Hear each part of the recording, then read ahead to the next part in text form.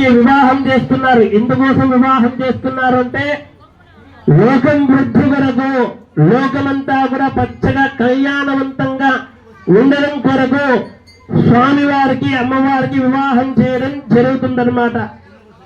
మనందరికీ తెలిసిందే చెంచు లక్ష్మీదేవి ఉగ్రరూపంలో ఉండేటటువంటి లక్ష్మీనరసింహస్వామిని ప్రసన్నం చేసుకోవడం కొరకు ఆది లక్ష్మీదేవి చెంచు లక్ష్మీదేవిగా వెలసింది అన్నటువంటి విషయం మనందరికీ తెలిసిందే. సహజంగానే ఒక వివాహం చేయాలంటే మొట్టమొదట ఉండాల్సింది ఎవరు? ఒక అబ్బాయికి వివాహం చేయాలంటే అమ్మాయి ఉండాలన్నమాట. ఇక్కడ అమ్మాయిని వెతకాల్సినటువంటి అవసరమే లేదు. ఎందుకోసం అంటే అబ్బాయి కోసమే ఉద్భవించినటువంటి సాక్షాత్తు శ్రీ మహాలక్ష్మీదేవి ఈ చెంచు లక్ష్మీదేవి.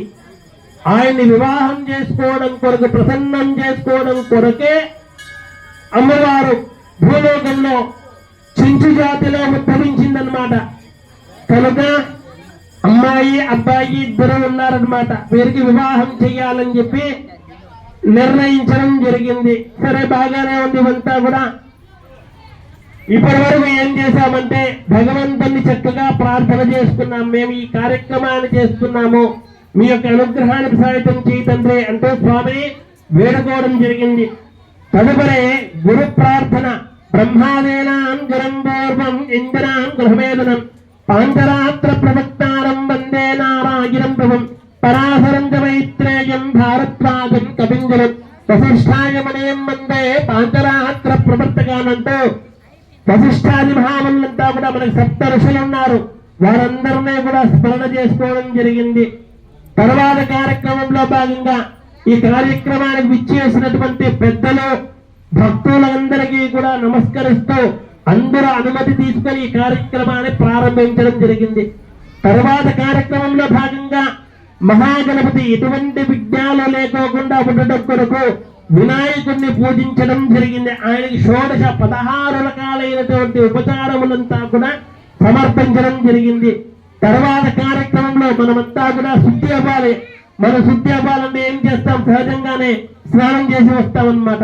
ఆత్మశుద్ధ్యర్థం అంటుంటారు. శరీర శుద్ధ్యర్థం, ద్రవ్య శుద్ధ్యర్థం, స్థల శుద్ధ్యర్థం, ఆత్మశుద్ధ్యర్థం. ఆత్మంతా కూడా శుద్ధి అవ్వడం కొరకు, జాతక దోషాలంతా కూడా వైదొలిపోవడం కొరకు పుణ్యావాసన కార్యక్రమం చేసి శాంతి మంత్రాది శుద్ధి మంత్రాలంతా కూడా చెక్కి ఆ పుణ్యావాసనం చేసి ఆ జలాన్ని స్వామికి, భక్తులకి, అర్చకులందరికీ కూడా చల్లడం జరిగిందనమాట. తర్వాత ఈ కళ్యాణం మేమంతా కలసకట్టుగా చేయాలి అని అనుకుంటున్నామని చెప్పి రక్షాబంధన కార్యక్రమం జరుగుతుంది. అందరూ కూడా చక్కగా చూడండి.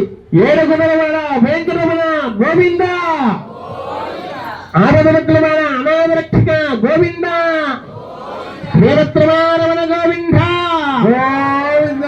తదంగత్వేన అర్థమయ పూర్వోక్తే మంగళ విశేష విష్ణు అష్టదేవదేవశ్చ చెంచు లక్ష్మీ సమేతశ్చ లక్ష్మీ నారసింహత్వాని దివ్య కళ్యాణ మహోత్సవాంగత్వేన రక్షాబంధన దేవతః ప్రేత్యర్థం రక్షాబంధన మూలాం సగరిష్యే ఇది సంకల్ప్య ఓ కమలే కమలాలకే ప్రసేద ప్రసీద సకల సౌభాగ్యం దేహే దేహే ఓం ఐం క్లీం హ్రీం క్లీం జగద్గురోత్తే శ్రీ మహాలక్ష్మీ నమః. భజనే ధ్యానందవర్తకాని హిరణ్యసూక్తేన షోడశోపచార పూజాం సమర్పయామి.